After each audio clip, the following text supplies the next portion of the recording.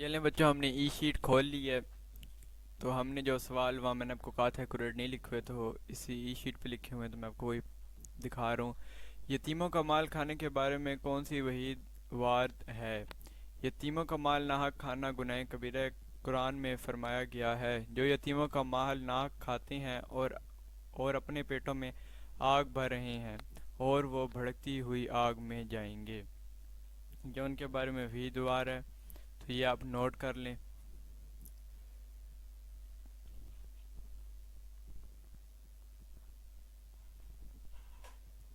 اس سے نیچے بعض صورتوں میں خواتین کا حصہ مختلف کیوں رکھا گیا ہے؟ خواتین کا حصہ بعض صورتوں میں مردوں کے مقابلے میں مختلف اس لیے رکھا گیا ہے کیونکہ اسلام میں وراثت کے تقسیم کا نظام مختلف ذمہ داریاں اور کرداروں کے مطابق مرتب کیا گیا ہے۔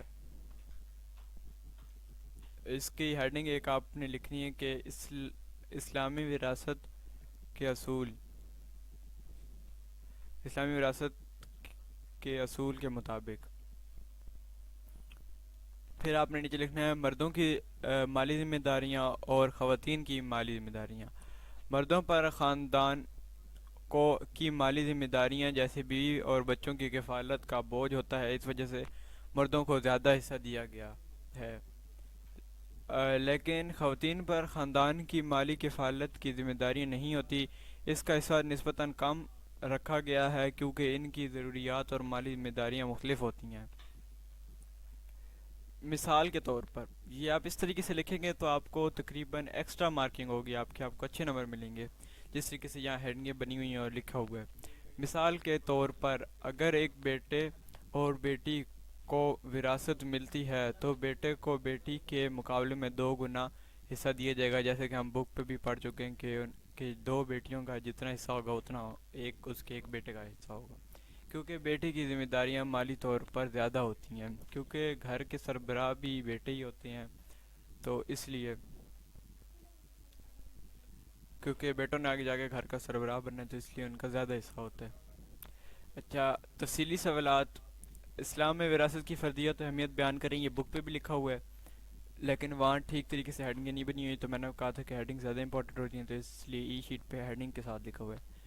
تو چلیں سے پڑھ لیتے ہیں ایک دفعہ۔ اسلام میں وراثت کی فردیت و اہمیت بہت زیادہ ہے کیونکہ یہ معاشرتی عدل و انصاف کا مظہر ہے۔ قرآن مجید نے وراثت کی تقسیم کے اصول واضح طور پر بیان کیے ہیں تاکہ کسی کے حقوق پامال نہ ہوں اور مال منصفانہ طور پر تقسیم ہو۔ ایک اور بات، یہ گرین سے لکھی ہوئی ہے نا ہیڈنگز، یہ مین ہیڈنگ ہے، مطلب بڑی والی، اس سے چھوٹی چھوٹی ہیڈنگیں نکلی ہیں، تو آپ یہ بات نوٹ کر لیں۔ تو اس کے بعد اسلام میں وراثت فرض ہے اور اس کی تقسیم اللہ کے حکم کے مطابق کی جاتی ہے۔ قرآن میں فرمایا گیا ہے کہ یہ اللہ کی طرف سے حدیں مقرر کی ہوئی ہیں، اور جو اللہ اور اس کے رسول صلی اللہ علیہ وسلم کی اطاعت کرے گا اسے اللہ ایسے باغوں میں داخل کرے گا جن کے نیچے نہریں بہتی ہیں۔ ٹھیک ہے، اس سے ظاہر ہوتا ہے کہ وراثت کی تقسیم اللہ کا مقرر کردہ قانون ہے جس پر عمل کرنا لازم ہے۔ یہ آپ نوٹ کر لیں اپنے رف رجسٹر پر۔ اور وراثت کی اہمیت، وہاں فردیت بتائی گئی تھی، اس سے جہاں یہ لائن لگی ہوئی ہے اس کا مطلب ہے اس سے اوپر جتنا بھی تھا وہ ساری فردیت تھی، یہ اب اہمیت ہے۔ یہ بھی کوشچن آ سکتا ہے کہ صرف اس کی فردیت لکھے، تو آپ نے یہاں سے جتنا بھی اوپر ہے سارا آپ نے اس کی فردیت لکھنی ہے۔ یہ دیکھیں وراثت کی فردیت، یہ آپ نے لازمی لکھنا ہے، جو یہاں سے لے کر یہاں تک اس طرح کا کوشچن آتا ہے تو آپ نے یہ لازمی لکھنا ہے، اس کا یہاں سے لے کر یہاں تک، پھر اس کے بعد اس کی فردیت آپ نے یہ لکھنی ہے، اور بعض صورت میں کوشچن آئے گا کہ اس کی صرف اہمیت لکھیں، تو وہ آپ نے لکھ کے ساتھ اس کی اہمیت بھی لکھ دینی ہے، وراثت کی اہمیت، لیکن یہاں دونوں ہیں جس لیے میں نے دونوں لکھی ہیں، اوپر یہاں سے اوپر فردیت ہے اور یہ نیچے اہمیت ہے۔ وراثت کی اہمیت، حقوق کی حفاظت۔ وراثت کا نظام ہر حقدار کو اس کا حق دیتا ہے، چاہے وہ مرد ہو یا عورت، چھوٹا ہو یا بڑا۔ جی جتنی آپ ہیڈنگیں لکھیں گے اتنی آپ کو ایکسٹرا مارکنگ ملتی ہے، تو اس طریقے سے یہاں تھوڑا تھوڑا ایکسپلین کیا گیا، وہاں آپ اپنے سے بھی زیادہ ایکسپلین کر سکتی ہیں کیونکہ وہاں ای شیٹ ہوتی ہے، اس جگہ کام ہوتی ہے، اس کے مطابق ایکسپلین ہوا ہے، لیکن آپ کو اگر اپنے سے بھی کوئی چیز بات پتہ ہے تو آپ وہ بھی اس میں لکھ سکتے ہیں۔ اس کے بعد عدل و انصاف۔ اسلام نے وراثت کی تقسیم میں کسی کی حق تلفی نہیں ہونے دی اور منصفانہ تقسیم کا اصول واضح کیا۔ رشتہ داروں کا احترام، وراثت کا نظام خاندان کے رشتے مضبوط کرتا ہے اور باہمی تعلقات میں انصاف کو فروغ دیتا ہے۔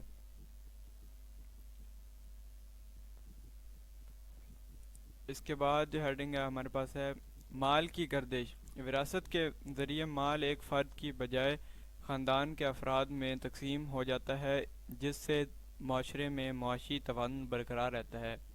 اچھا، گناہوں سے کیسے بچا جائے؟ یہ آپ کو جتنی بھی ہیڈنگ ہیں ان میں سے بھی ایک علیحدہ علیحدہ سوال بن سکتا ہے۔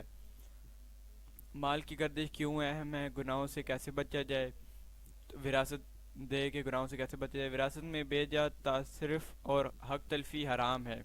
حق تلفی مطلب کسی کا حق مارنا، اور اللہ کی ناراضگی کا سبب بنتا ہے۔ قرآن میں سخت وعید ہے، جو لوگ ناحق یتیموں کا مال کھاتے ہیں وہ اپنے پیٹوں میں آگ بھرتے ہیں۔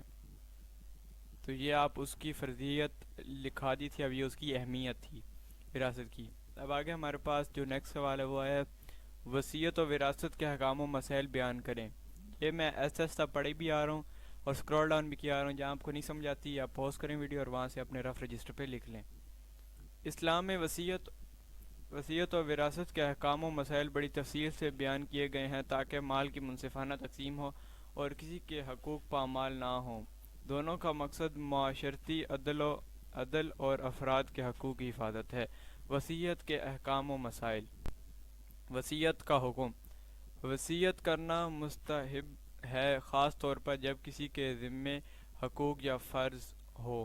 حدیث میں ہے، کسی مسلمان کے لیے مناسب نہیں کہ اس کے پاس کوئی چیز ہو جس میں وصیت کرنی ہو اور وہ دہراتے بھی وصیت لکھے بغیر نہ گزارے۔ یہ بھی بک میں لکھی ہوئی ہے۔ اچھا، وصیت کا دائرہ حصے تک جائز، وصیت کا دائرہ حصے تک جائز ہے۔ وصیت صرف مال کے ایک تہائی وارثوں کے حق میں وصیت جائز نہیں، کیونکہ انہیں ان کا مقرر حصہ پہلے ہی شریعت نے دے دیا ہے۔ غیر وارث مساکین خیرات یا کسی نیک مقصد کے لیے وصیت کی جا سکتی ہے۔ نیک مقصد کے لیے کہتے ہیں، لیکن پہلے ہم بک میں پڑھ چکے ہیں کہ جو حرام مقصد ہے اس کے لیے وصیت نہیں کی جا سکتی، جیسے میں نے آپ کو وہاں ایک اچھی ایگزامپل سے سمجھایا بھی تھا۔ وصیت کے شرائط۔ وصیت کرنے والا بالغ، عاقل و بالغ ہو۔ وصیت کے مقاصد شریعت کے مطابق ہوں۔ وصیت کسی غیر شرعی کام کے لیے نہ ہو۔ تو یہ بک میں بھی بڑا اچھا لکھا ہوا ہے، لیکن یہاں بھی بہت اچھا طریقے سے لکھا ہوا ہے۔ اوکے،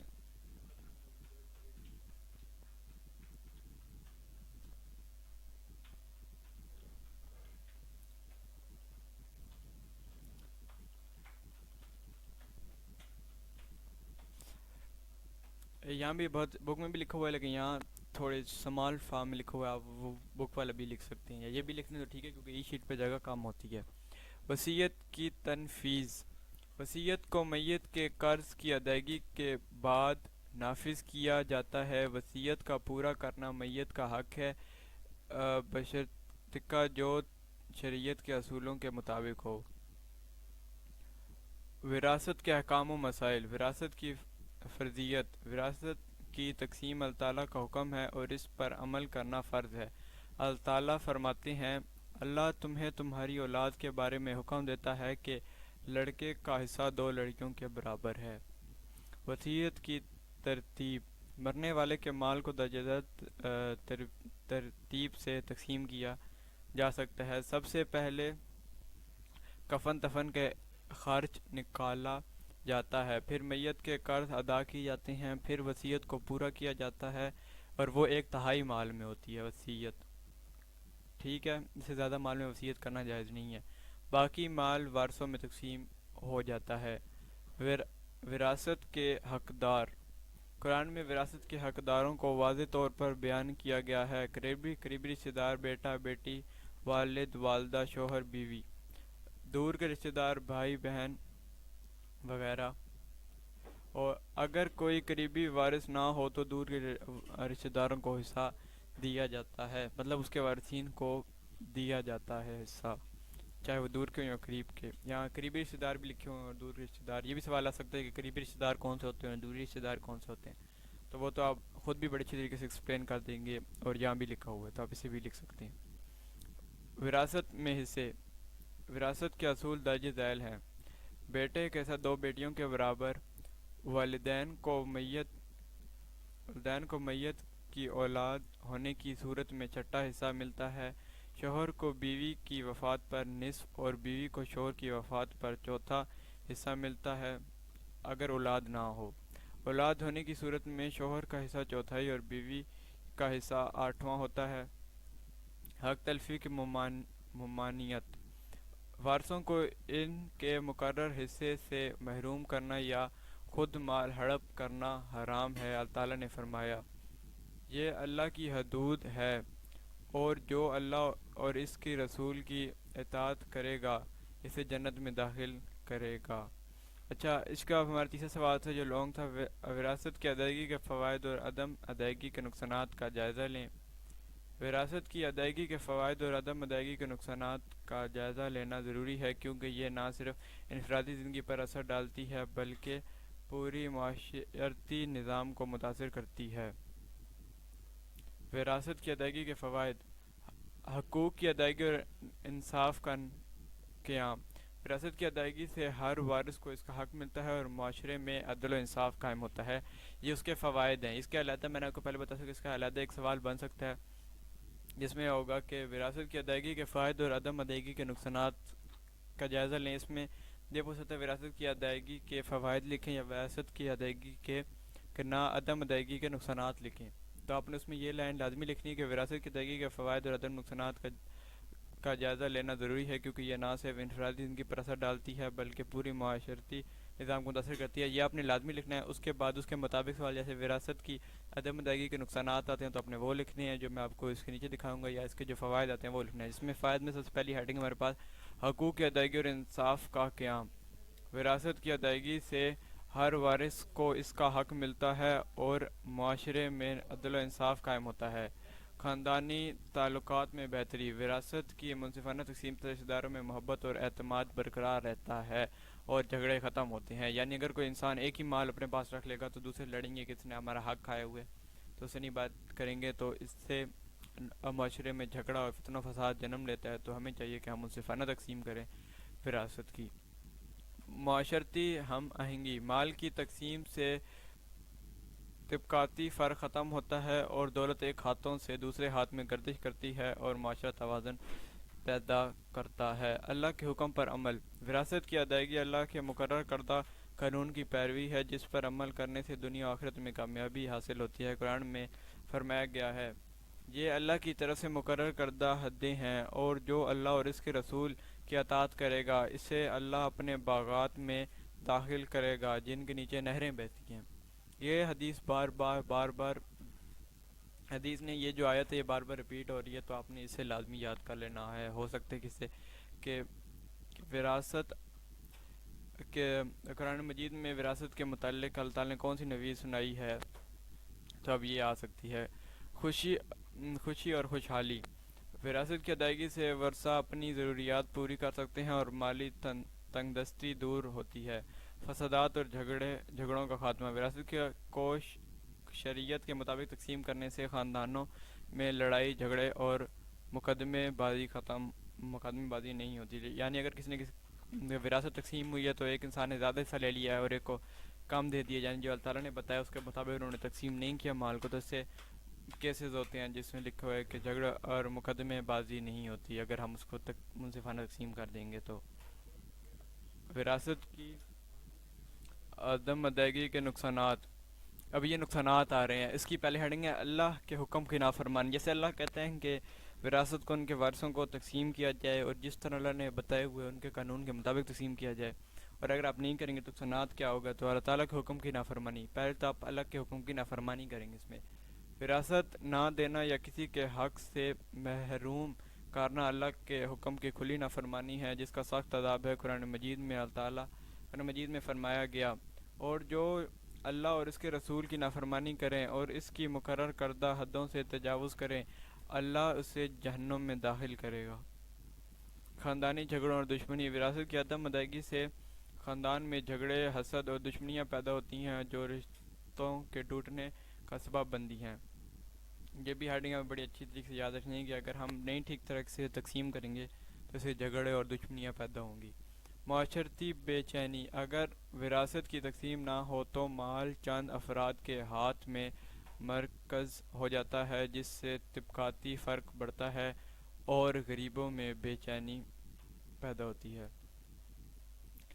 گناہ کبیرہ، وراثت رونا یا کسی وارث کو اس کے حق سے محروم کرنا گناہ کبیرہ ہے اور یہ قیامت کے دن سخت عذاب کا سبب بنے گا۔ خواتین کے حقوق کی پامالی، اکثر اوقات خواتین کو وراثت سے محروم رکھا جاتا ہے، جس سے ان کے مالی حقوق کی حق تلفی ہوتی ہے۔ جیسے کہ پچھلے زمانے میں بک میں بھی لکھا ہوا تھا یہ بات کہ پچھلے زمانے میں خواتین اور یتیموں کو ان کا حصہ نہیں دیا جاتا، لیکن جب سے اسلام آیا تو انہوں نے ہمیں اس کی بھی ترغیب دی کہ ان کو بھی ان کا حصہ دیا جاتا ہے، یتیم اور خواتین کو۔ تو اگر آپ ان کو بھی نہیں دیں گے تو اس سے بھی معاشی بدحالی کا شکار ہوگا۔ معاشی بدحالی، وراثت نہ ملنے کی وجہ سے مستحق افراد کی مالی مشکلات بڑھ جاتی ہیں اور وہ غربت کا شکار ہو جاتے ہیں۔ فسادات اور مقدمہ بازی، وراثت نہ دینے کی صورت میں اکثر لوگ عدالتوں کا رخ کرتے ہیں، جس سے وقت اور پیسے کا ضیاع ہوتا ہے اور معاشرہ بد امنی کا شکار ہوتا ہے۔ تو اسی کے ساتھ ہماری ویڈیو تمام ہوتی ہے۔ اگر آپ کو ہماری ویڈیو اچھی لگی تو ہمارے چینل کو لائک، سبسکرائب اور شیئر ضرور کریں۔ شکریہ، اللہ حافظ۔